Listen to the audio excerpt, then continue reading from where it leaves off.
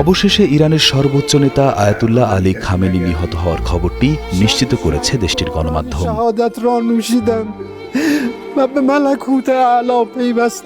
যুক্তরাষ্ট্র ও ইসরায়েলের যৌথ হামলায় খামেনির বাসভবন ধ্বংস হওয়ার পর থেকেই তার মৃত্যুর খবর ছড়িয়ে পড়েছিল।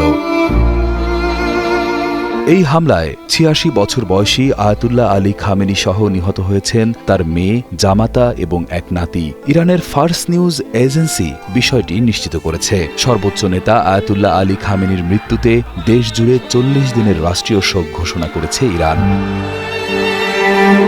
রয়টার্সের তথ্য মতে ২৮ ফেব্রুয়ারি শনিবারের এই হামলায় ইরানের সর্বোচ্চ নেতার জ্যেষ্ঠ উপদেষ্টা আলী শামখানি নিহত হয়েছেন। এছাড়া হামলায় আইআরজিসির বেশ কয়েকজন কমান্ডারও প্রাণ হারিয়েছেন।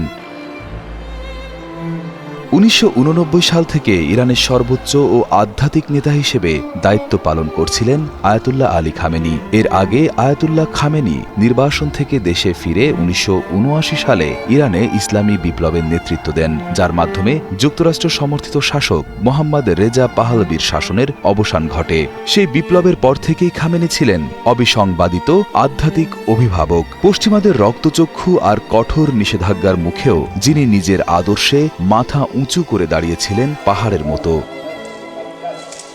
তবে তার শাসনামলে কড়া শাসন, অর্থনৈতিক ধস আর দমনপীড়নে দীর্ঘশ্বাস ফেলেছে বহু সাধারণ মানুষ। কিন্তু আজ সব তর্ক বিতর্ক, ক্ষমতা আর ভূ রাজনৈতিক কুটচালের ঊর্ধ্বে নেমে এসেছে এক অমোঘ নিস্তব্ধ শূন্যতা। খামেনির এই আকস্মিক মৃত্যু গোটা মধ্যপ্রাচ্যকে এক চরম অনিশ্চিত ভবিষ্যতের দিকে ঠেলে দিয়েছে।